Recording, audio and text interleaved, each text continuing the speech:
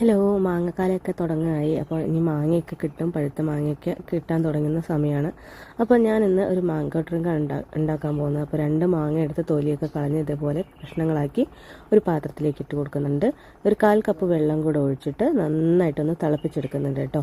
അപ്പോൾ നന്നായിട്ടൊന്ന് സോഫ്റ്റ് ആവണ വരെ തിളപ്പിക്കുക. അപ്പോൾ ഒന്ന് ചൂടായിട്ട് വരുന്ന സമയത്ത് നമുക്ക് അതിലേക്ക് ആവശ്യത്തിനുള്ള പഞ്ചസാര ഇട്ട് കൊടുക്കണം. ഈ സമയത്ത് പഞ്ചസാര ഇട്ടിട്ടുണ്ടെങ്കിൽ അതിന് നന്നായിട്ടൊന്ന് പിടിച്ച് കിട്ടും കേട്ടോ. അപ്പോൾ തള വന്ന് തുടങ്ങുന്നുണ്ട്. അപ്പോൾ ഈ സമയത്ത് ഞാൻ ആവശ്യത്തിനുള്ള പഞ്ചസാര ഇട്ട് കൊടുക്കുന്നുണ്ട്. അങ്ങനെ പഞ്ചസാര ഇട്ട് കൊടുത്തതിന് ശേഷം നന്നായിട്ടൊന്ന് ഇളക്കിയിട്ട് ഒന്ന് നന്നായിട്ട് തിളപ്പിച്ചതിന് ശേഷം ചൂടാറാൻ മാറ്റി വയ്ക്കുന്നുണ്ട് കേട്ടോ.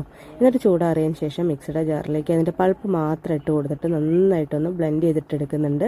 ശേഷം ബാക്കിയുള്ള വെള്ളം കൂടെ ചേർത്തതിന് ശേഷം നന്നായിട്ട് ബ്ലെൻഡ് ചെയ്തിട്ട് ഒരു പാത്രത്തിലേക്ക് മാറ്റി കൊടുക്കുന്നുണ്ട് കേട്ടോ.